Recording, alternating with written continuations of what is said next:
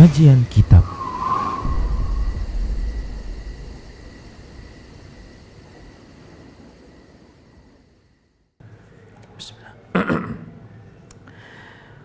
Assalamualaikum warahmatullahi wabarakatuh.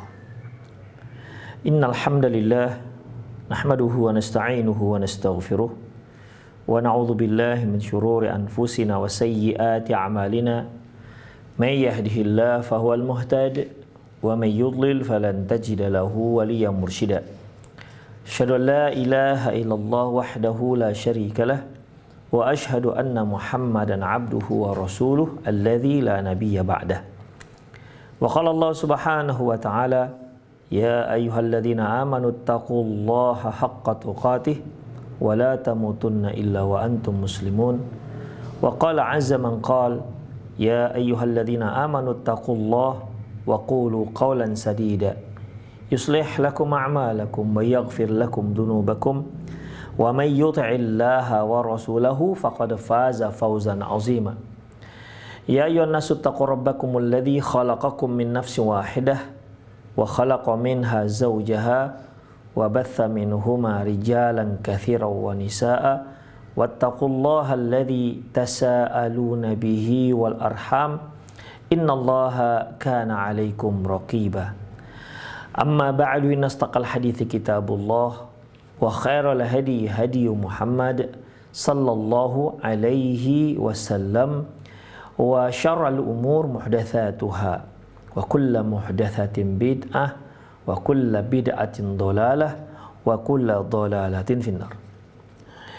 Kaum muslimin, kaum muslimat, para pemerhati Roja TV dan pendengar radio Roja dimanapun Anda berada, alhamdulillah kembali kita bertemu dalam kajian menuju negeri abadi yang kita ambil dari kitab Al-Jannatu wan Nar. Ikhwah azallahu wa iyyakum, sebagaimana yang sudah sama-sama kita maklumi, kita sudah membahas terkait dengan tingkatan-tingkatan surga, dan tingkatan-tingkatan tersebut akan diisi atau akan dihuni oleh orang-orang yang sesuai dengan amalan yang pernah dia lakukan semasa di dunia. Semakin tinggi kesolehan seorang, maka semakin tinggi pula tempat dia di surga kelak. Ikhwah, kita juga sudah bahas orang yang terakhir masuk surga, di mana ketika dia masuk ke surga Allah Subhanahu wa taala, dia lihat surga ini sudah penuh, ya, masing-masing sudah menempati tempatnya, sementara dia di mana? Lantas Allah Subhanahu wa taala menyuruh dia untuk membayangkan bagaimana raja terhebat semasa di dunia lalu, ya, karena ini pembahasannya setelah sampai di surga. Semasa di dunia yang lalu itu yang dia bayangkan raja yang terhebat dibandingkan raja-raja yang lain. Kemudian Allah Subhanahu wa taala memberikannya yaitu dengan 10 kali lipat. 10 kali lipat. Itulah yang Allah Subhanahu wa taala berikan kepada seorang yang tempatnya paling rendah di surga. Kemudian ikhwah rahimani Allah wa iyyakum, dan ada surga yang tertinggi, yang paling tinggi. Jadi ada surga yang tinggi, ada yang paling tinggi. Surga yang paling tinggi itu hanya dihuni oleh satu orang. Dia adalah yang insya Allah akan dihuni, akan ditempati oleh Rasulullah sallallahu alaihi wasallam. Surga ini, yang tempat ini yang disebut dengan al-wasilah. Disebut dengan al-wasilah. Oleh karena itu, ya, Rasulullah sallallahu alaihi wasallam pernah bersabda, barang siapa atau idza sami'tumun nida faqulu bimisli ma yaqul. Apabila kalian mendengar suara adzan berkumandang, atau idza sami'tumul muadzin apabila kalian mendengar muadzin mengumandangkan azannya, faqulu bimithli ma yaqul, maka ucapkanlah seperti yang diucapkan oleh sang imam. Thumma yaqul, kemudian dia katakan, Allahumma rabb hadhihi da'wati tammati wa salatil qa'imah ati Muhammadanil wasilata wal fadilah wa ba'athul maqamam mahmud alladzi wa'adtah. Ini doanya, doa setelah azan. Di situ ada ati Muhammadanil wasilata, berikanlah kepada Muhammad al-wasilah. Wasilah itu merupakan tempat tertinggi di surga yang hanya diberikan untuk satu orang. Inilah yang kita doakan kepada Allah Subhanahu wa taala. Orang tersebut adalah Rasulullah sallallahu alaihi wasallam, Muhammad bin Abdullah bin Abdul Muttalib. Salawatullahi alaihi wasallamuh. Ikhwah azallahu wa iyyakum. Barang siapa yang mengucapkan doa ini, ucapkan doa ini setelah azan tadi, maka halat alaihi syafa'ah, maka dia berhak untuk mendapatkan syafa'ah. Halat lahu syafa'ah, berhak mendapatkan syafaat.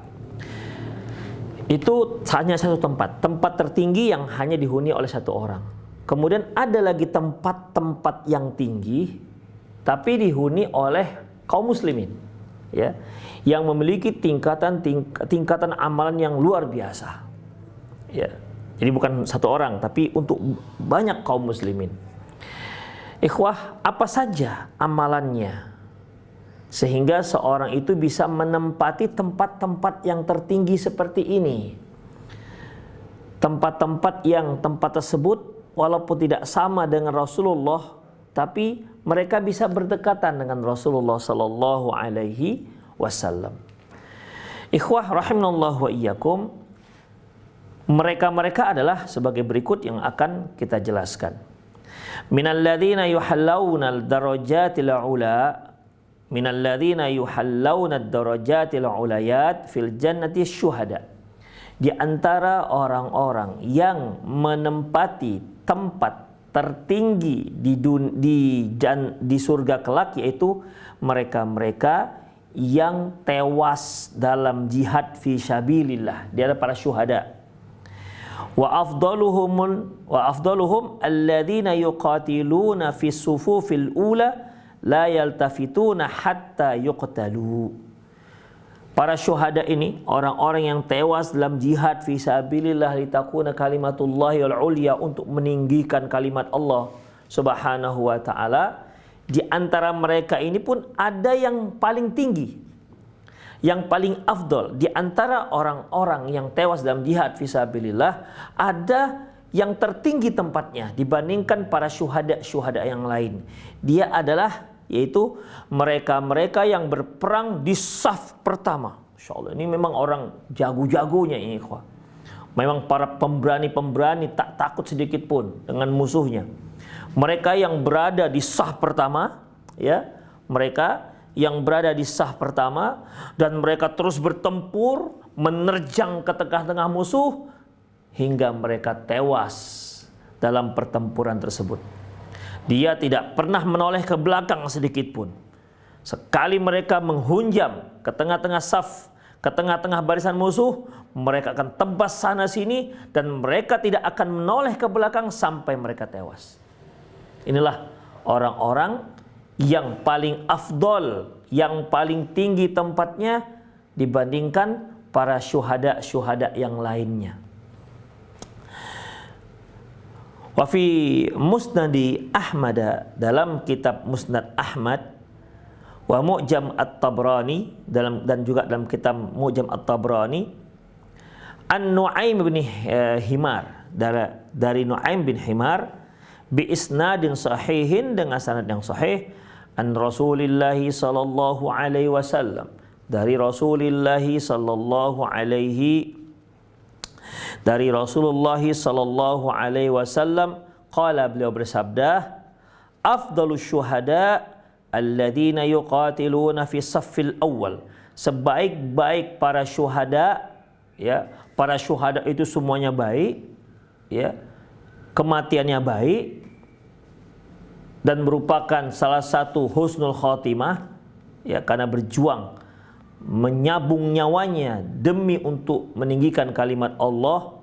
Semuanya baik para syuhada, tapi di antara yang baik itu ada yang terbaik. Ikan ikhwah. Afdalus syuhada, para syuhada yang terbaik adalah alladzina yuqatiluna fis saffil awal. Mereka yang menempati di saf pertama. Mereka yang berdiri di saf pertama, di depan.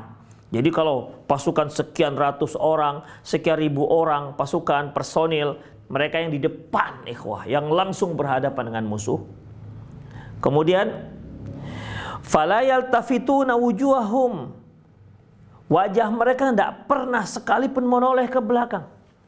Jangankan ingin surut, melangkah atau mundur ke belakang, lihat ke belakang pun tidak, ikhwah. Terus wajah mereka ke depan, menghunjam ke tengah-tengah musuh. Hatta yuqtalu, sampai mereka terbunuh. Ulaik, mereka itu adalah yatalabbatuna fi ghurafil ula minal jannah. Mereka lah yang dimasukkan Allah Subhanahu wa taala untuk menempati ghuraf, kamar-kamar tertinggi di surga. Masya Allah. Yatalabbatu ini adalah ikhwah ikhtalata bihi, yaitu yang dia berada di situ, artinya mutahayyir. Mereka bingung di sini, kok Masya Allah begitu. Mereka merasa luar biasa, ya. Mereka terheran-heran begitu luar biasanya nikmat yang Allah Subhanahu wa taala berikan kepada mereka. Nikmat yang tak pernah terbetik sedikit pun dalam benak mereka. Ruangan yang begitu mewah, yang begitu tinggi derajatnya. Itu ikhwah. Jadi saking hebatnya surga yang diberikan kepada mereka, ya, mereka sampai terheran-heran betapa indahnya. Itu makna pertama daripada yatalabbatun.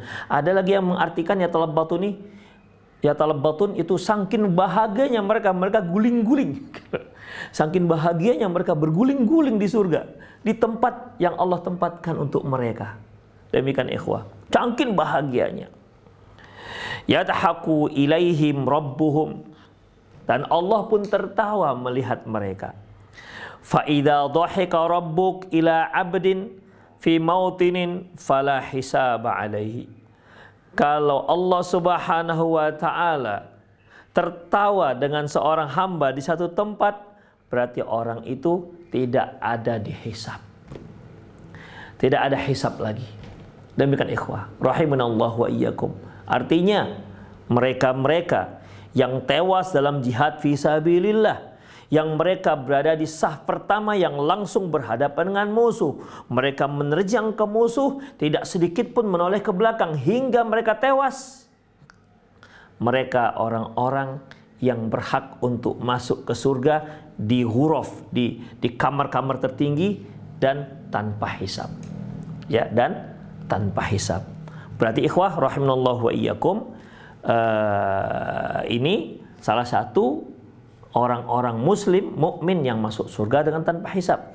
Kalau kita lihat sebagaimana yang sudah kita bahas, bahwasanya nanti di akhirat ada sejumlah orang yang berjumlah 70.000 orang, yang setiap 1.000 itu akan bersamanya dengan 70.000 lagi. Yang kemarin kita total sekitar 4.900.000 orang, mereka yang masuk surga dengan tanpa hisab.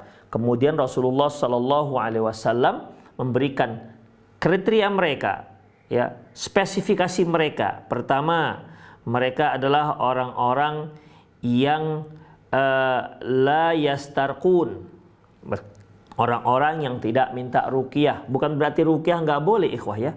Ruqyah boleh, tapi untuk mereka ini orang-orang yang nggak pernah minta ruqyah. Kalaupun mereka meruqyah, mereka ruqyah sendiri. Kemudian wala yaktawun, dan mereka yang tidak berobat dengan menggunakan besi panas yang dilengketkan di tempat yang sakit. Wala yatatayyarun, tidak bertatayur. Tatayur ini keyakinan atas sesuatu yang dapat membawa keberuntungan atau yang dapat mendatangkan kesialan dengan tanpa dalil. Wa ala rabbihim yatawakkalun, dan mereka bertawakal kepada Rabb. Ada disebutkan ya 4 kriteria. La yastarqun wa la yaktawun wa la yatatayyarun wa ala rabbihim yatawakkalun. Ternyata dalam hadis ini ada yang kelima, yaitu mereka yang tewas dalam jihad fi sabilillah. Ya, yaitu yang mereka di saat bertempur mereka berada di saf pertama. Kemudian terbunuh dalam jihad fi sabilillah, tak sedikit pun mereka menoleh ke belakang.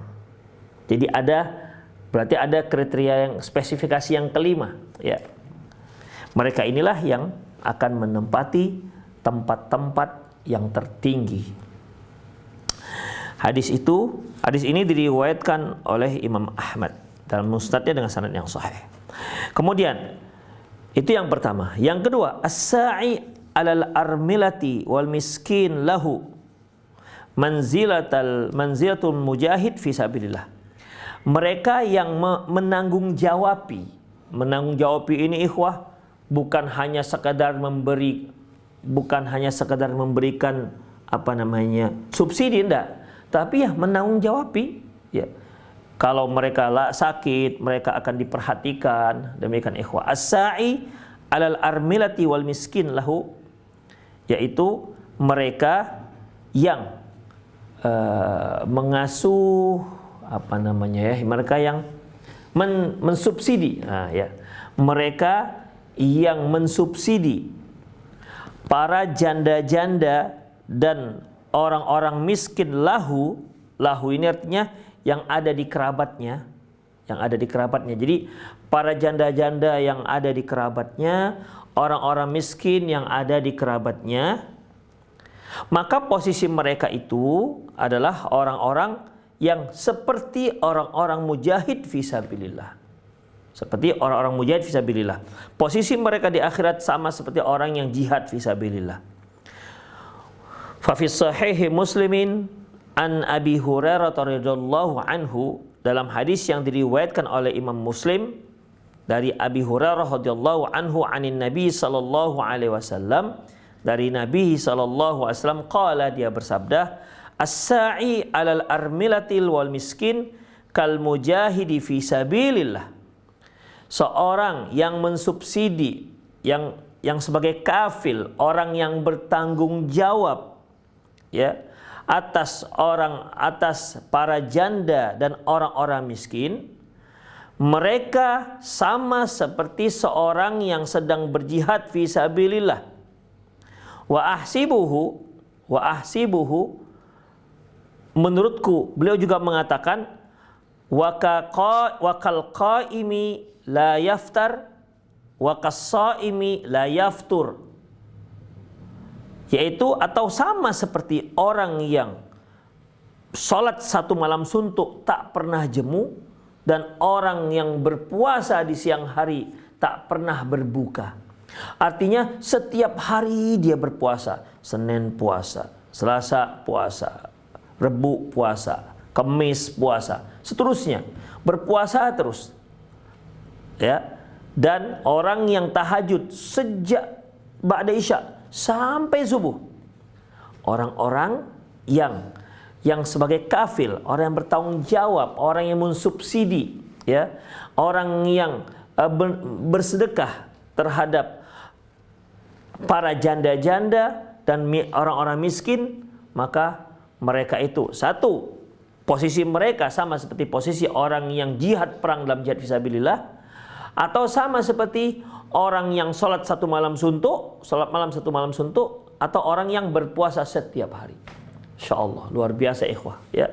Luar biasa bagaimana posisi orang yang orang yang bertanggung jawab terhadap para janda-janda dan orang-orang miskin. Ikhwah rahimallahu wa iyyakum. Kemudian wa manzilatul kafil yatim qaribatan min manzilati ar-Rasulillah sallallahu alaihi wasallam. Demikian juga mereka kafilul yatim, mereka yang mensubsidi atau yang menanggung-jawabi anak yatim, posisi mereka sama seperti posisi mereka dekat dengan posisi Rasulullah sallallahu alaihi wasallam.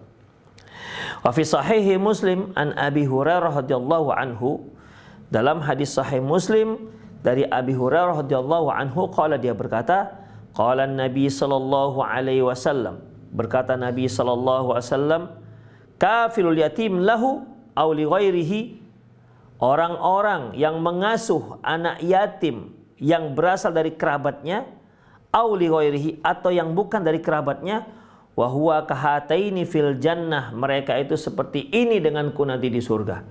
Wa asyara Malikun bis sababati wal wusta, dan Imam Malik mengisyaratkan dengan cara seperti ini. Ya, dekat. Jadi Rasulullah SAW mengatakan mereka yang mensubsidi, mereka yang mensupport, mereka yang menanggung-jawabi anak yatim, ya, baik dari kerabatnya maupun yang bukan kerabatnya, seperti ini nanti bersamaku di hari kiamat. Artinya posisinya dekat. Demikian ikhwah rahimanallahu wa iyyakum. Namun ada sedikit di sini ada perbedaan antara penjelasan dengan hadis. Seperti kita agak kembali ke belakang, di sini disebutkan bahwasanya sa'i alal armilati wal miskin lahu, orang yang mensubsidi para janda dan orang-orang miskin, lahu ini ikhwah artinya artinya yang kerabat-kerabatnya, yang termasuk kerabat-kerabatnya. Tapi kalau kita lihat dalam hadis, yaitu dari Rasulullah SAW, dari Abu Hurairah yang kita baca tadi, tidak disebutkan dari kerabat-kerabatnya. Ya, perhatikan, as-sa'i 'alal armilati wal miskin, yaitu mereka yang menyantuni para janda dan orang miskin. Mereka kal mujahidi fisabilillah, mereka seperti jihad fisabilillah, wa kal qaimi la yaftar, seperti orang yang berpuasa, seperti orang yang salat malam semalam suntuk, wa qasaimi la yaftur, dan seperti orang berpuasa tidak pernah berbuka. Di sini tidak disebutkan lahu, artinya dari kerabatnya. Demikian ikhwah. Jadi kalau kita lihat zahirnya berarti tidak harus dari kerabatnya. Apabila seorang menyantuni siapapun dia, janda manapun dia, miskin manapun dia, maka dia berhak mendapati posisi ini. Ya, dia mendapatkan keistimewaan, keutamaan seperti ini. Demikian ikhwah. Beda halnya dengan anak yatim. Ya, dengan anak yatim. Di sini anak yatim disebutkan baik dari kerabatnya, mereka yang menyantuni kafil yatim lahu aw li ghairihi, mereka yang menyantuni anak yatim min akribaihi, baik dari kerabatnya, aw li ghairihi, ataupun yang bukan kerabatnya, nanti begini bersamaku di hari kiamat. Demikian ikhwah, ya. Jadi sini penjelasannya lebih detail. Dan ternyata di sini juga tidak disebutkan harus anak yatim dari kerabatnya, berarti anak yatim manapun. Ya, anak yatim manapun. Tapi perlu ikhwah rahimanallahu wa iyyakum, di sini dikatakan kafil yatim. Mereka yang menyantuni anak yatim. Mereka yang menyantuni anak yatim. Ikhwah azallahu wa iyyakum, kita tahu bahwasanya yang dikatakan yatim yaitu man mata abuhu wa lam yablugh, mereka yang meninggal ayahnya dan dia belum baligh. Mereka yang meninggal ayahnya tapi dia belum baligh. Yatim tidak terkait dengan miskin, ya, tidak terkait dengan miskin atau kaya. Dia hanya berupa status seseorang. Apabila ada seorang anak, dia belum baligh, meninggal ayahnya, maka yatimlah dia. Baik dia orang kaya maupun dia orang miskin. Demikian ikhwah. Mungkin seorang ayah meninggal dunia, dia punya kapal tanker 3, pesiar 5, supermarket 6 misalnya, dan ternyata ketika dia meninggal dunia, dia punya anak yang belum baligh, maka anak ini walaupun dia masih kecil sudah jadi milioner, ya, sudah menjadi milioner dari warisan ayahnya, tapi kan tetap dia dikatakan sebagai seorang anak yatim. Demikian ikhwah, ya, walaupun dia tidak harus miskin. Allahu a'lam bishawab ikhwah. Kalau kita kaitkan antara hadis ini dengan hadis sebelumnya, Allahu a'lam, sepertinya yang dikatakan yatim di sini yaitu yatim yang miskin. Karena dia kafil, orang yang menanggung-jawabi, menyantuni. Orang yang menyantuni. Adapun kalau dia anak yatim tapi dia sudah memiliki harta kekayaan yang luar biasa. Ya, mungkin dikelola oleh pamannya atau mungkin dikelola oleh ibunya sendiri. Tapi kan dia nggak dikatakan orang miskin. Dia nggak perlu ada orang yang menyantuni. Bahkan kalau dihitung-hitung hartanya bisa melebihi dari orang-orang kaya biasa. Karena dia anak dari seorang milioner yang meninggal dunia. Demikian ikhwah. Karena dia belum balik, dia masih kecil, maka dia dikatakan anak yatim. Demikian ikhwah rahimanallah wa iyyakum. Jadi para pemirsa sekalian perlu kita ketahui bahwasanya yatim di sini tidak harus orang miskin. Ya, tidak harus miskin. Orang kaya juga bisa dikatakan yatim. Anak yang meninggal ayahnya dan dia belum balik, itu juga bisa dikatakan anak yatim. Demikian ikhwah rahimanallah wa iyyakum. Jadi sekali lagi Allahu a'lam bissawab, kalau kita kaitkan antara kafilul yatim dengan kafilul armilah, ya, dengan kafil almirah wal miskin, maka yang dimaksud yatim di sini adalah bukan anak yatim yang kaya raya milioner, tapi anak yatim yang miskin. Demikian juga janda. Janda itu ikhwah terkait dengan status juga. Terkait dengan status. Janda ikhwah, kalau meninggal suaminya atau dia bercerai dengan suaminya, jandalah dia. Baik janda kaya raya atau janda yang tajir luar biasa maupun janda-janda yang miskin. Dia tetap dikatakan armilah. Demikian ikhwah. Tapi boleh jadi Allahu a'lam bishawab, yang dimaksud dengan janda di sini adalah janda yang berkekurangan. Ya, perlu dia seorang kafil, perlu dia seorang yang menyantuni. Ya, jadi di sini janda, yatim, demikian juga orang-orang miskin, ya. Miskin itu mereka yang memerlukan orang-orang yang menanggung-jawabi atau orang-orang yang menyantuni mereka.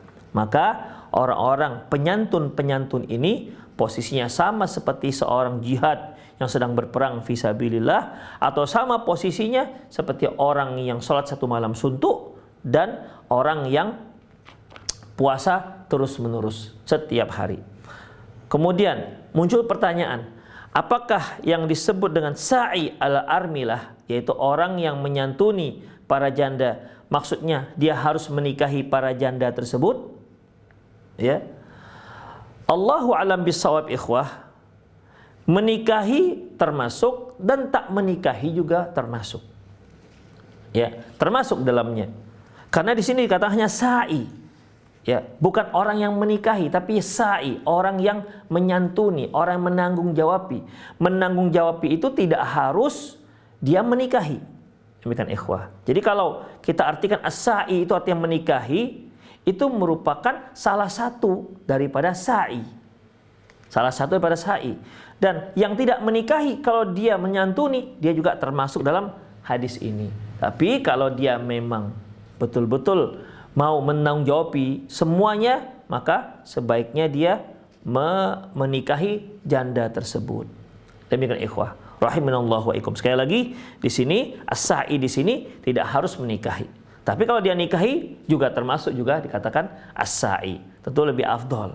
Demikian ikhwah rahimanallahu wa iyyakum. Demikian. Ya. Kemudian kalau dia nikahi si janda ini, tapi dia tidak memberikan nafkah, apakah termasuk sa'i? Ya tentunya tidak. Ya, tentunya tidak. Jadi Allahu a'lam bishawab, maksud sa'i di sini yaitu yang memenuhi kebutuhan mereka sehari-hari. Allahu a'lam bishawab. Kemudian wa yarfa'ullahu darajatal aba'i bi barakati du'ail abna. Demikian juga yang bisa mengangkat derajat seseorang yaitu dikarenakan doa sang anak terhadap kedua orang tuanya.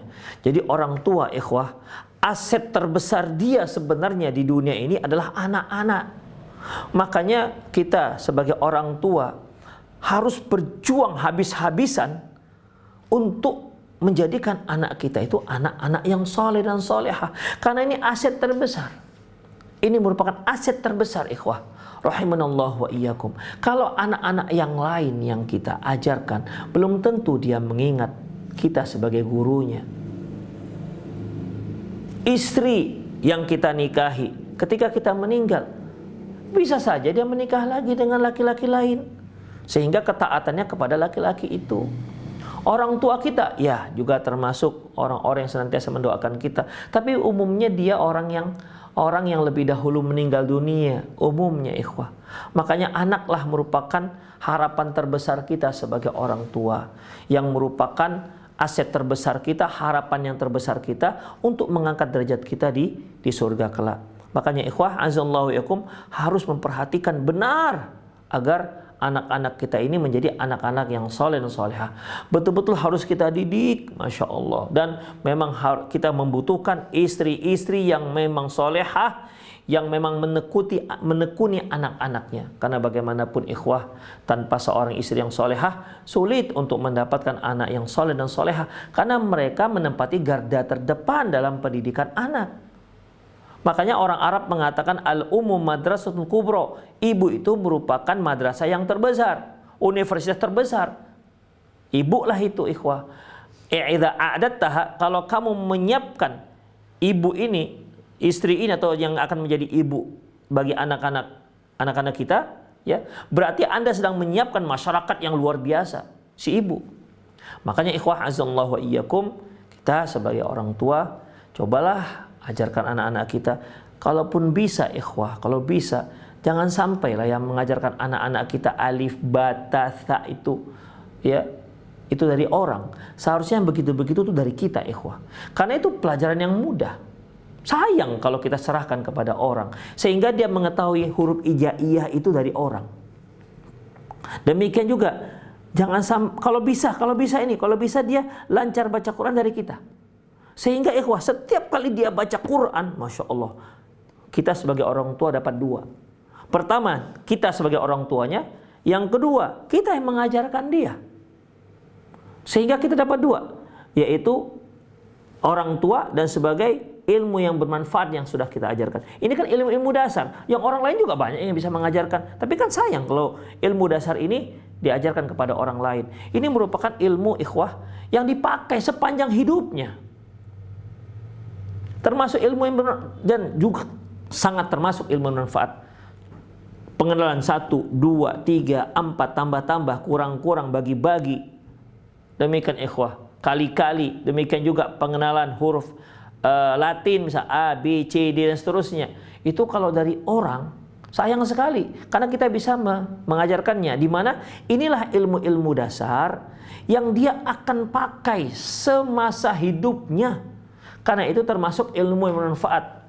Ya, jadi Allahu a'lam bissawab, ilmu yang bermanfaat itu bukan hanya ilmu agama yang dimaksud dalam hadis. Idza mata ibnu Adam inqata amalu illa min salasin. Apabila meninggal anak Adam maka terputuslah amalannya kecuali dari 3 hal. Al ilmu yuntafa'u bihi, ilmu yang bermanfaat, sedekahul jariyah, sedekah jariyah, waladun saleh yad'ulah, anak saleh yang mendoakannya. Demikian ikhwah. Jadi ini termasuk ilmu umum, juga termasuk ilmu jika memang bermanfaat untuk kehidupannya, maka itu termasuk ilmu bermanfaat. Demikian ikhwah, rahimani Allah wa iyyakum. Jadi kan sangat sayang ilmu yang akan dia pakai seumur hidupnya itu dia dapati dari orang. Sayang kan? Makanya ini aset terbesar kita, ikhwah. Azinallahu wa iyyakum. Itulah dia, ya. Kalau waktu kita SMU misalnya atau di tingkat waktu kuliah misalnya, kita belajar sinus, kosinus, tangen, kotangen, kemudian diferensial, limit, dengan berbagai macam formula-formula fisika, E sama dengan I kali R, dan seterusnya, ikhwah.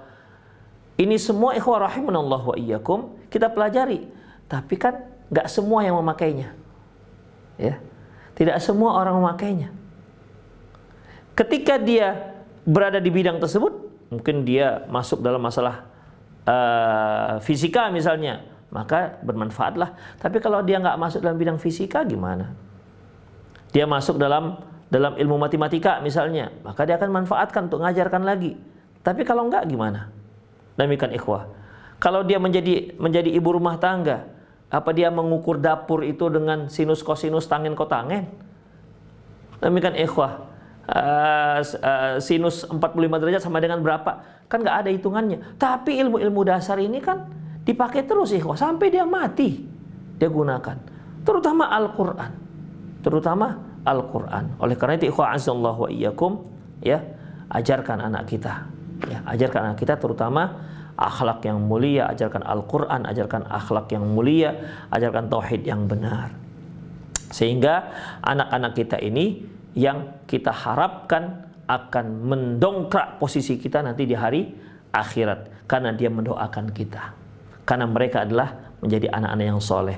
Mengenai hasil itu kita serahkan kepada Allah Subhanahu wa taala. Yang terpenting bagi kita berusaha dengan maksimal, wasaddidu wa qaribu, upayakan, mendekatlah, lakukan dengan maksimal mungkin. Adapun hasil kita serahkan kepada Allah Subhanahu wa taala. Baik. Yarfa'ullahu darajatal al-aba bi barakati du'ail abna. Para ayah akan menempati tempat yang tertinggi dikarenakan keberkahan doa si anak. Wa fi musnadi Ahmad an Abi Hurairah radhiyallahu anhu, dalam kitab Musnad Imam Ahmad dari Abi Hurairah radhiyallahu anhu, qala, dia berkata, qala Rasulullah sallallahu alaihi wasallam, Rasulullah sallallahu alaihi wasallam bersabda, innallaha la yarfa'ud darajata lil 'abdi as-salihi fil jannah. Sesungguhnya Allah Subhanahu wa taala akan mengangkat derajat seorang hamba yang soleh di surga. Fayaqulu ya Rabb anna li hadhihi.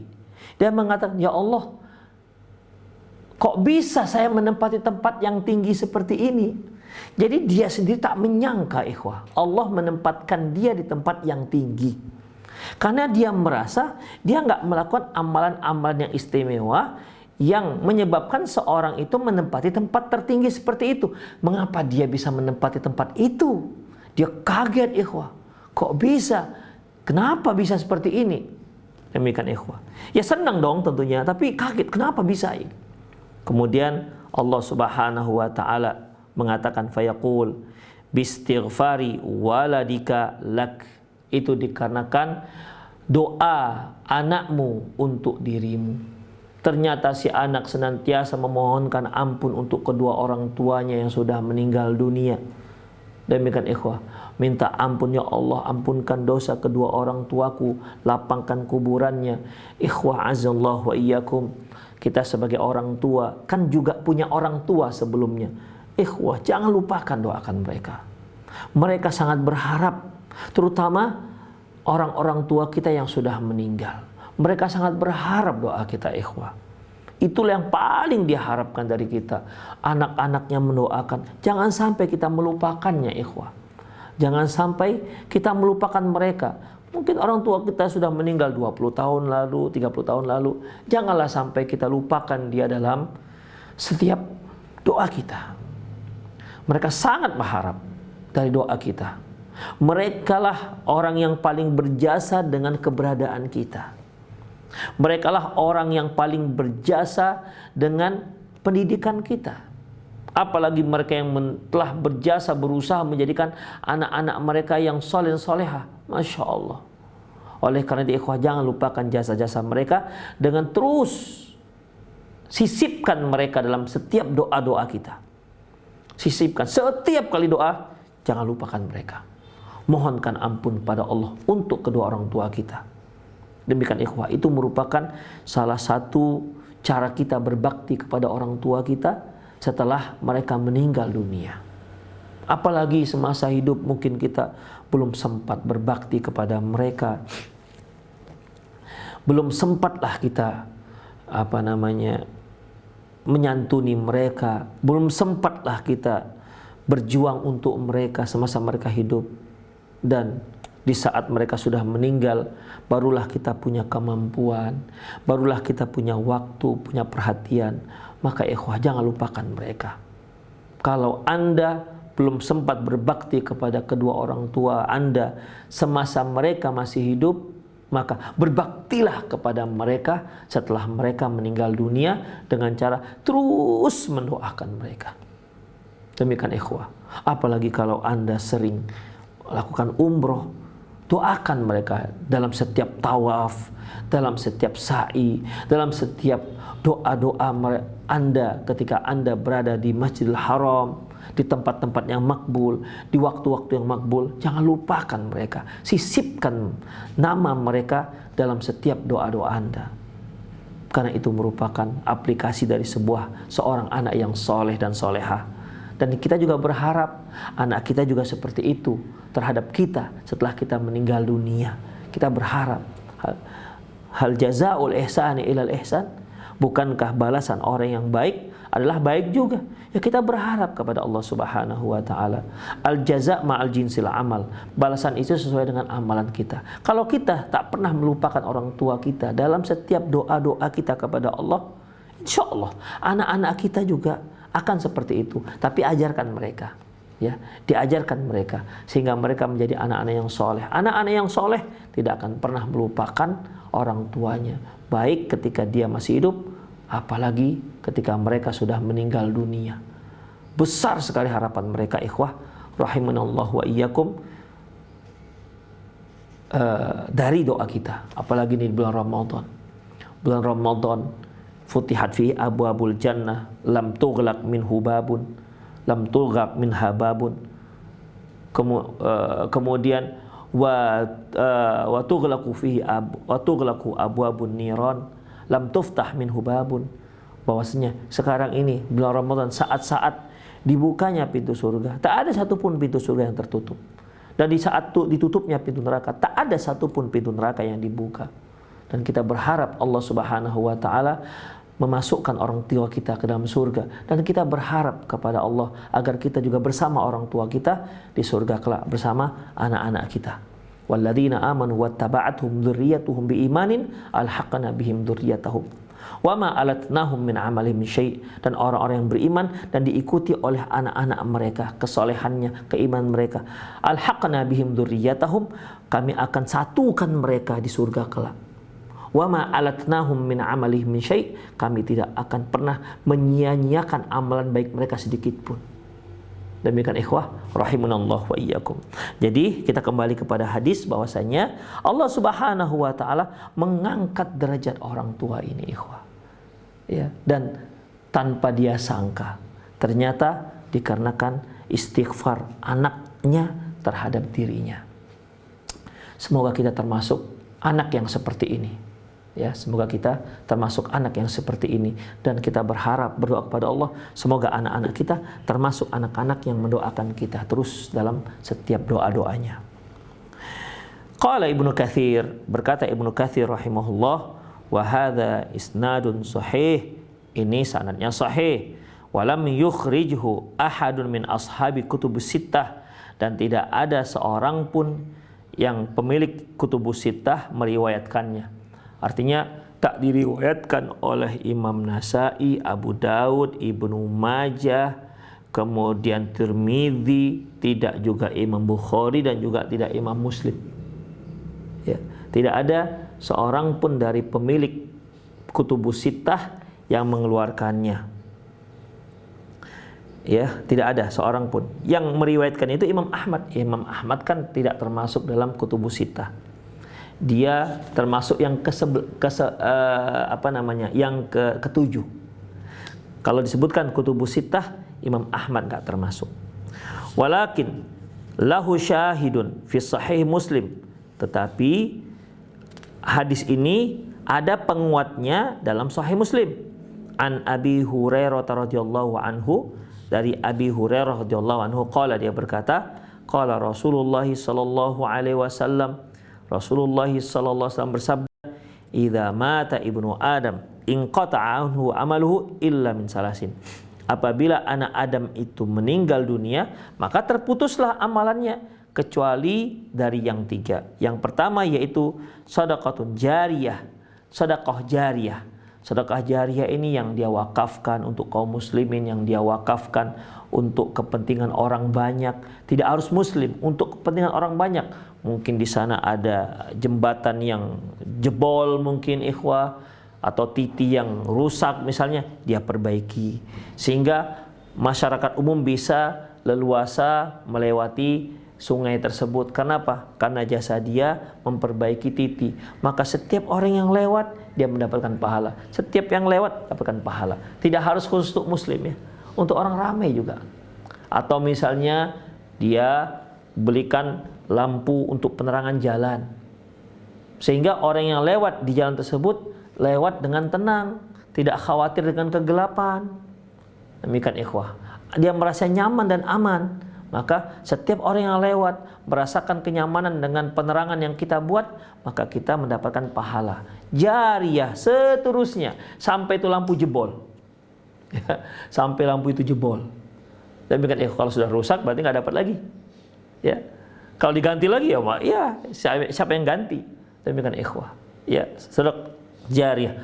Apalagi kalau buat masjid, masya Allah, itu termasuk sedekah jariah ikhwah. Man bana masjidan lillah kama fasil qatat banallahu lahu baitan fil jannah. Barang siapa yang membangun masjid karena Allah, walaupun hanya sebesar seharga sarang burung, Allah akan bangunkan untuk dia satu rumah di surga. Demikian ikhwah, ini sedekah jariah ya, sedekah jariah. Atau dia bangunkan madrasah, masya Allah ya, di sana ada orang-orang yang belajar agama, di sana ada orang-orang yang menghafal Quran, maka mengalir pahalanya luar biasa ikhwah. Itu semua termasuk sedekah jariah. Kemudian au ilmu yuntafa'u bihi, atau ilmu yang bermanfaat.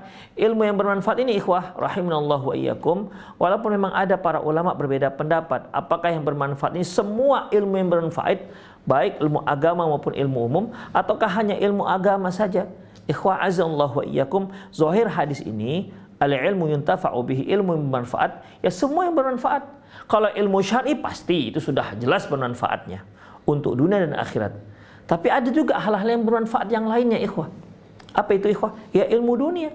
Seperti misalnya seorang mengajarkan orang lain bagaimana cara menservis atau memperbaiki sepeda motor misalnya. Kemudian dia gunakan itu untuk mencari nafkah, untuk menafkahi keluarganya. Ini juga termasuk ilmu manfaat. Atau seorang ibu mengajarkan bagaimana cara masak agar mendapatkan masakan yang lezat misalnya. Dan si ibu ini pun masak masakan tersebut untuk keluarganya. Ya ini juga termasuk ilmu yang manfaat. Ya, semua ilmu yang bermanfaat maka termasuk dalam hadis ini al-ilmu yuntafa'u bihi. Maka setiap kali ilmu itu dimanfaatkan oleh orang, maka mengalirlah pahalanya. Ya. Itu yang Allahu alam, kalau saya lihat itu yang rojih. Semua yang bermanfaat, bukan harus ilmu syar'i. Kemudian awaladun soleh yada'ulah, atau anak soleh yang mendoakannya, atau anak soleh yang mendoakannya. Kenapa ikhwah rahimallahu wa iyyakum ada di sini kaitan dengan anak soleh? Karena kalau anak nggak soleh, nggak mendoakan, mungkin juga dia nggak berdoa, tidak untuk dirinya dan juga tidak untuk orang tuanya. Atau mungkin sekali-sekali, itu pun untuk dirinya. Tapi kalau anak yang soleh, ciri anak yang soleh adalah ikhwah, mereka yang mendoakan dirinya dan juga tak lupa mendoakan kedua orang tuanya. Waladun soleh yada'ulah. Ikhwah, perlu di sini saya ingatkan bahwasanya kalau sudah dikatakan anak kita itu maksudnya anak kandung. Tidak bisa kita artikan anak-anak yang kita ajarkan atau anak-anak angkat, tidak ikhwah. Ya, tidak itu. Ini enggak termasuk dalam hadis. Anak soleh yang mendoakan, kalau masalah doa, ya, itu siapa saja kaum muslimin mendoakan siapapun yang kaum muslimin, yaitu insya Allah bermanfaat. Insya Allah bermanfaat. Misalnya kita punya teman nih, ya, kita punya teman, atau kita punya teman tersebut sudah meninggal, kita doakan ya Allah ampunkan dosanya, itu bermanfaat untuk dia. Walaupun antara kita dengan dia tidak ada hubungan kerabat, walaupun dia bukan anak kita, walaupun dia bukan paman kita. Demikian ikhwah.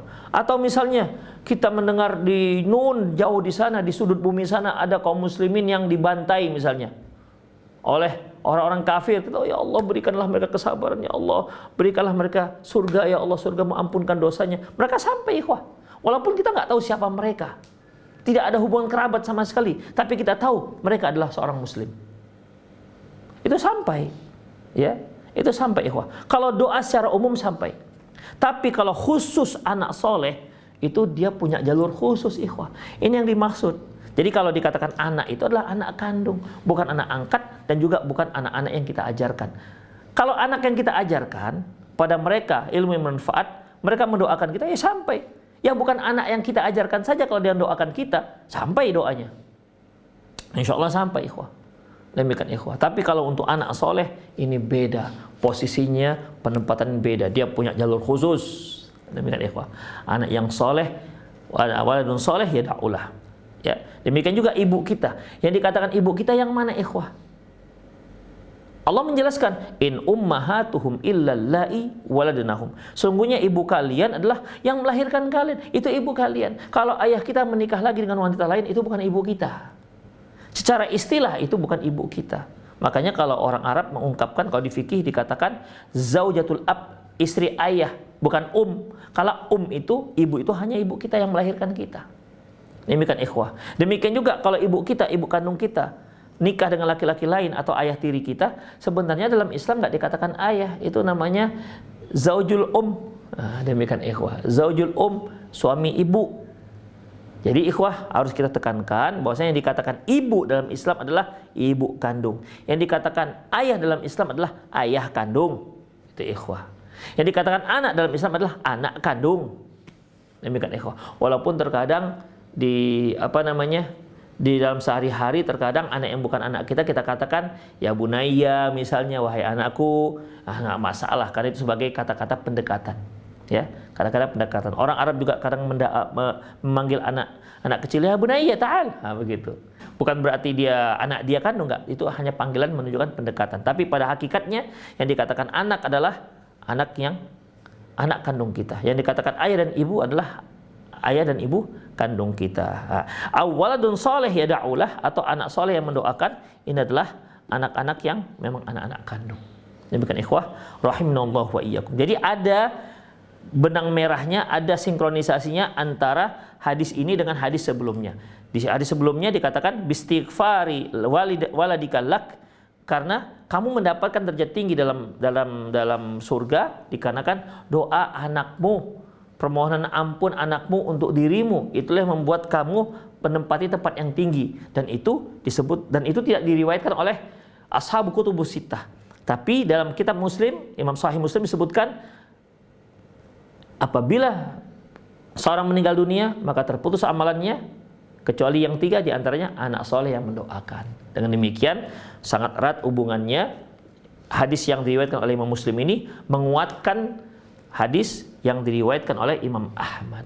Demikianlah ikhwah azallahu ikum. Jadi bisa kita simpulkan bahwasanya yang menempati tempat-tempat yang tertinggi, ya, tempat-tempat tertinggi artinya bukan tempat yang paling tinggi, itu hanya satu, itu wasilah. Itu diharapkan kita doakan itu hanya untuk Rasulullah SAW. Tapi di bawahnya yaitu orang yang tempatnya tinggi seperti orang-orang yang berjihad berperang menghadapi musuh dan dia berada di zisah pertama dan dia tidak pernah sedikit pun menoleh ke belakang sampai dia tewas. Yang kedua yaitu orang-orang yang menyantuni para janda-janda miskin, anak-anak miskin, orang-orang miskin, anak-anak yatim, ya, anak-anak yatim, ya, maka tempatnya nanti dekat dengan Rasulullah SAW. Yang ketiga yaitu orang-orang yang didoakan oleh anak-anaknya. Demikian ikhwah azallahu iyyakum, itulah tempat tertinggi, ya, kriteria orang-orang yang menempati tempat tertinggi nanti di surganya kelak. Semoga Allah Subhanahu wa taala menjadikan saya dan Anda permisa, ya, yang mendengar kajian kita ini menempati tempat-tempat yang tertinggi ini. Semoga Allah Subhanahu wa taala meridhai kita semua. Naam. Nah, amin. Jazakallahu khairan, barakallahu fikum Ustaz atas penyampaian materi yang sangat bermanfaat sekali di kesempatan ini berkaitan dengan penjelasan dari tema orang-orang yang menempati tempat tertinggi di surga. Nah, ikhwati Islam azakumullah, silahkan bagi Anda yang ingin bertanya secara langsung di line telepon 0218236543 atau pertanyaan melalui pesan singkat di chat WhatsApp di nomor yang sama 021 823 6543. Baik, pertanyaan pertama kita awali dari pesan singkat di kesempatan ini dari Pak Abdullah di Bogor. Assalamualaikum warahmatullahi wabarakatuh, Ustadz. Bagaimana kalau ada keluarga saya semasa hidup di dunia ini tidak peduli dengan agamanya, terkhusus dengan sholat, sering bolong-bolong dan ibadah-ibadah lainnya juga malas dikerjakan. Dulu sudah dinasihati tapi tidak mau dengar dan akhirnya maut menjemputnya. Apakah sedekah diniatkan untuk keluarga seperti itu bisa bermanfaat untuk dirinya di akhirat nanti? Dan bagaimana cara melafazkan niatnya untuk sedekah keluarga yang sudah meninggal dunia? Syukran. Jazakumullah khairan. Ikhwa azallahu wa iyyakum. Allahu alam bissawab. Allahu alam bissawab. Terkait dengan terputusnya amalan setelah seorang meninggal dunia. Ya, tadi disebutkan ada 3. Yang 3 ini nggak putus. Kemudian ada juga hal-hal yang bermanfaat untuk si mayit. Ada disebutkan dalam kitab Ahkamul Janaiz yang ditulis oleh Syekh Muhammad Nasiruddin Al-Albani rahimahullah, perkara-perkara yang bermanfaat untuk si mayit, artinya sudah meninggal dunia. Di samping yang 3 tadi, seperti doa kaum muslimin, dan beliau juga menyebutkan terkait dengan masalah sedekah. Hanya ikhwah azinallahu wa iyyakum, apa yang dihadiahkan, pahala yang dihadiahkan untuk si mayit, ya, yang pada dasarnya sudah terputus amalannya, tapi ada saluran yang lain yang tetap berjalan, pada dasarnya memerlukan dalil. Ya, dia harus perlu dalil. Artinya, ketika seorang meninggal dunia, maka putuslah amalannya. Tidak ada lagi mengalir pahala-pahala berikutnya setelah dia meninggal dunia. Udah? Kemudian, kecuali ada saluran-saluran khusus. Dan ini perlu dalil. Yahtajud dalil jadid. Dia memerlukan dalil yang baru. Seperti 3 hal tadi. Sedekah jariyah, al-ilmu yuntafa'u bihi, waladun salih da'ulah. Sedekah jariyah, ilmu manfaat, anak yang mendoakannya. Itu ada dalilnya. Ya, doa kaum muslimin. Kalau kaum muslimin kan beda dengan doa anak yang soleh.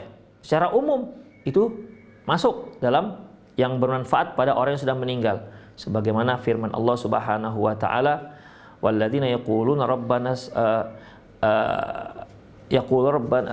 dan orang-orang yang beriman setelahnya, rabbana ighfir lana wa li ikhwanina alladzina sabaqu bil iman, yaitu mereka yang berdoa, ya Allah ampunkanlah dosa kami dan dosa orang-orang yang terlebih dahulu yang telah mendahului kami.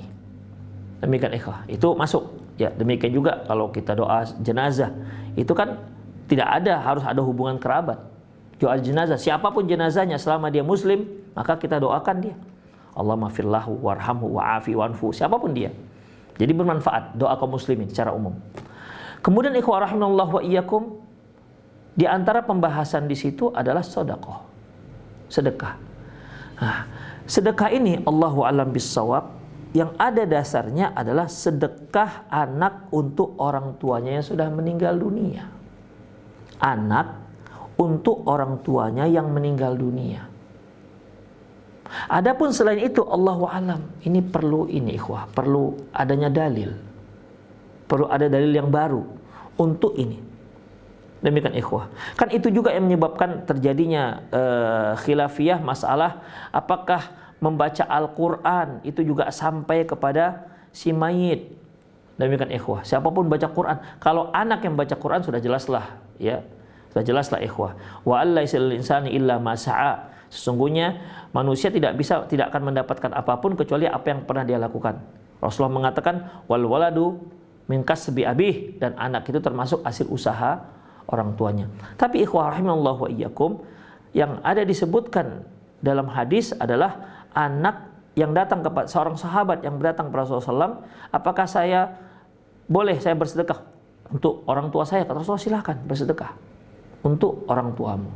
Tapi kalau untuk yang lain, istri ke suami, suami ke istri, ya, adapun kita punya kerabat atau siapapun dia yang selain anak ke orang tua, Allahu a'lam bishawab, perlu dalil. Karena ini masalahnya ikhwah, pengiriman doa, pengiriman pahala. Pahala itu kan ikhwah yang akan menyampaikan itu adalah Allah Subhanahu wa taala. Ya. Adalah Allah Subhanahu wa taala yang menyampaikan, bukan kita. Ya. Bukan kita yang menyampaikan. Jadi kalau seandainya kita katakan ini juga sampai, ya tinggal kita carilah keterangannya dari Allah. Karena bukan kita yang memberinya, Allah yang akan menyampaikannya. Jadi Allahu a'lam bishawab tentang pemberian pahala untuk orang yang sudah meninggal dunia, saya Allahu a'lam lebih cenderung hanya yang ada dalilnya saja, anak ke orang tua. Adapun jika ada dalil yang lain, misalnya orang tua kita ke kerabat ataupun kita ke teman-teman, kalau ada dalilnya, insya Allah termasuk. Seperti ini ikhwah, seperti haji ataupun umroh. Haji dan umroh itu ikhwah bisa dibadalkan kepada orang lain walaupun bukan orang tua. Sebagaimana seorang sahabat pernah membadalkan haji atau umroh untuk temannya. Labbaik Allahumma hajjan li Sibrimah. Sibrimah itu bukan setahu saya sih bukan kerabat, bukan orang tuanya juga, bukan anaknya juga. Nah ini ikhwah, kita katakan sampai, kenapa? Karena ada dalilnya. Jadi Allahu a'lam bishawab, saya lebih cenderung pada yang ada dalilnya saja. Adapun selebihnya Allahu a'lam. Nah. Terima kasih, jazakallahu khairan, barakallahu fikum Ustaz atas jawaban yang telah disampaikan. Semoga bermanfaat untuk penanya dan kita semua yang menyimak. Pertanyaan berikutnya masih dari pesan singkat kembali dari hamba Allah. Assalamualaikum warahmatullahi wabarakatuh. Ustadz, dulu ketika saya sudah mempunyai anak, saya baru menjadi mu'alaf. Namun saya tahu bahwa pendidikan agama sangatlah penting.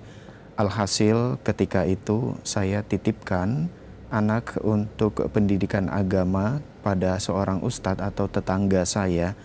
Pertanyaan, bersalahkah atau berdosakah saya terhadap anak saya karena bukan saya yang menjadi pengajarnya? Mohon penjelasannya Ustaz. Jazakallahu khairan. Ikhwah azallahu iyyakum, setiap syariat yang Allah tetapkan kepada umat manusia itu adalah syariat yang sesuai dengan kemampuan. La yukallifullahu nafsan illa wus'aha. Allah Subhanahu wa taala tidak akan membebani seseorang kecuali yang sanggup untuk dia lakukan. Oleh karena itu, kalau bapak yang bertanya, ya apalagi dia mu'alaf, kemudian dia ingin anaknya lebih pintar dibandingkan dia dititipkan. Enggak, ini merupakan salah satu usaha. Seperti misalnya kebanyakan kaum muslimin. Kan banyak kaum muslimin itu awam dalam masalah fikih, dalam masalah usul fikih, usul hadis, ulumul Quran, dan ilmu-ilmu syariat yang lainnya. Umumnya kan mereka tahu secara dasar-dasarnya saja. Tapi supaya si anak misalnya bisa mendalami ilmu faraid, ilmu waris, supaya si anak bisa mendalami ilmu tafsir, agar dia menjadi seorang ulama, agar si anak bisa menjadi seorang hafiz Quran. Ya kan nggak semua orang tua bisa. Maka dia boleh serahkan kepada yang berkompeten dalam ilmu tersebut. Adapun usaha dia mengarahkan ke sana, ya dia juga akan mendapatkan pahala tersebut. Demikian. Allahu a'lam bishawab. Nah, terima kasih. Jazakallahu khairan. Barakallahu fikum Ustaz atas jawaban yang disampaikan. Semoga bermanfaat untuk penanya. Nah, ikhwati Islam, azakumullah, masih kami buka kesempatan bagi Anda yang ingin bertanya secara langsung di line telepon 0218236543. Ya, silakan. Halo, Assalamualaikum. Waalaikumsalam warahmatullahi wabarakatuh. Dengan Ibu siapa, di mana? Ibu Aryani di Majalengka. Silakan Ibu. Izin bertanya Ustadz, bagaimana dengan jika seseorang tidak mempunyai anak Ustadz? Tentunya jika dia sudah meninggal nanti, tidak akan ada yang mendoakannya Ustadz. Karena pada saat kita meninggal nanti, kita sangat mengharapkan doa dari anak-anak kita. Jadi bagaimana Ustadz jika kita tidak mempunyai anak, sedangkan saya sampai saat ini belum mempunyai anak Ustadz, kan seringkali saya keguguran Ustadz. Mohon doakan saya Ustadz, semoga saya cepat dapat keturunan. Terima kasih. Assalamualaikum. Waalaikumsalam warahmatullahi wabarakatuh. Silakan Ustaz. Baik, ikhwah azallahu wa iyyakum, ya, apa namanya? Setiap orang itu punya cobaan. Setiap orang punya cobaan. Dan Allah mengatakan wa nabluukum bisyarri wal khair fitnah. Dan kami coba, setiap manusia itu kami coba dengan kebaikan dan dengan keburukan sebagai cobaan bagi dia. Seorang yang Allah amanahi punya anak, maka anak itu akan menjadi cobaan bagi dia. Demikian juga sebaliknya. Seorang yang Allah belum anugerahkan punya anak, itu juga jadi cobaan. Seorang yang sedang sehat, itu akan menjadi cobaan. Seorang yang sakit, itu juga menjadi cobaan. Tapi umumnya, seorang itu lebih sanggup, lebih kokoh hatinya menghadapi cobaan buruk ketimbang cobaan baik. Banyak orang-orang lebih mampu menghadapi cobaan miskin ketimbang cobaan kaya. Lebih mampu melewati cobaan tak punya anak ketimbang cobaan punya anak. Demikian. Ketika Allah coba dia tak punya anak, dia terus mohon kepada Allah, membuat dia dekat dengan Allah Subhanahu wa taala. Seorang yang sakit, dia berdoa kepada Allah supaya Allah menyembuhkan penyakitnya. Dia menjadi dekat dengan Allah. Orang-orang yang sehat, mungkin dia sempat dekat dengan Allah karena dia merasa nggak ada yang kurang pada dirinya. Padahal kesehatan dia itu merupakan cobaan bagi dia. Berapa banyak orang-orang yang sehat, orang-orang yang kaya raya semakin jauh dari Allah Subhanahu wa taala. Jadi, wa nabluukum bisyarri wal khair fitnah. Kami akan coba kalian dengan kebaikan dan dengan keburukan. Semoga Allah Subhanahu wa taala memberikan ibu yang terbaik. Ya. Apabila memang punya anak itu yang terbaik, semoga Allah Subhanahu wa taala anugerahkan ibu yang terbaik, punya anak. Tapi kita belum tahu. Jangan-jangan yang terbaik untuk ibu itu bahkan yang dengan ketidakadaan anak. Demikian ikhwah. Jadi kita hanya bisa berharap kepada Allah supaya kita diberikan momongan dengan apa yang telah kita kaji tadi. Taib. Lantas bagaimana dengan orang-orang para ummahat yang tak punya anak? Ikhwah azallahu wa iyyakum. Alhamdulillah Allah Subhanahu wa taala memberikan saluran-saluran yang lain. Apabila seorang meninggal dunia, idza mata ibnu Adam inqata amalu illa min salasin. Apabila meninggal anak Adam, terputus amalannya kecuali 3. Ternyata 3, bukan hanya 1. Kalau waladun soleh, oke, mungkin dia nggak punya. Tapi al ilmu yang tafa'u bihi, ilmu yang bermanfaat. Kemudian satu lagi sedekah jariyah. Jadi ibu apabila memang tidak mendapatkan yang doa anak soleh, ibu bisa masuk pada al ilmu yang tafa'u bihi. Ibu ajarkan semua ilmu bermanfaat kepada kaum muslimin. Ajarkan. Demikian juga bisa memperbanyak sedekah jariyah. Demikian ikhwah. Ada orang itu punya anak, tapi dia tidak punya ilmu yang bermanfaat yang bisa dia berikan kepada orang lain. Dia nggak punya harta, sehingga dia jadikan harta itu menjadi harta jariyah. Jadi masing-masing orang ada kelebihan dan ada kekurangannya. Mungkin ada 3-tiganya. Makanya ibu sekalian, ya ibu yang bertanya dari yang Majalengka, berharaplah terus kepada Allah Subhanahu wa taala. Tapi ketahuilah ibu bahwasanya kehidupan itu tidak bisa dihadapi hanya dengan kesedihan. Terus berharap kepada Allah Subhanahu wa taala dan terus produktif melakukan amalan-amalan soleh. Apalagi di Ramadan ini. Mohon doa kepada Allah. Silahkan doakan sebanyak-banyaknya dan serahkan kepada Allah apa yang terbaik. Sungguhnya keputusan Allah itulah yang terbaik. Al khair khiratullah. Yang terbaik itu adalah yang merupakan pilihan Allah Subhanahu wa taala. Jadi ya kulli ya'malu ala syakilatihi. Katakan ya Muhammad, Masing-masing orang akan berbuat dengan sesuai dengan apa yang sanggup dia lakukan. Ibu lakukanlah apa yang sanggup ibu lakukan, kebaikan demi kebaikan, sebarkan kebaikan, ya, laksanakan amalan soleh yang mampu untuk ibu lakukan. Jangan hanya terpaku, jangan hanya bersedih dengan satu kebaikan yang terluput dari ibu. Padahal Allah banyak berikan anugerah, kebaikan-kebaikan, pintu-pintu kebaikan yang banyak. Jangan sampai ibu melupakan ratusan pintu kebaikan itu. Bersyukurlah kepada Allah Subhanahu wa taala, ya, dengan yang Allah Subhanahu wa taala anugerahkan, dan mohon ampun kepada Allah atas apa yang menjadi kekurangan kita. Karena bisa saja itu juga sebagai ujian bagi kita supaya kita dekat dengan Allah Subhanahu wa taala. Demikianlah para pemerhati Roja dan pendengar Radio Roja dimanapun Anda berada, semoga Allah Subhanahu wa taala senantiasa memberikan kita taufik dan hidayahnya, inayahnya, dan semoga Allah menempatkan kita semua di surga tertingginya kelak.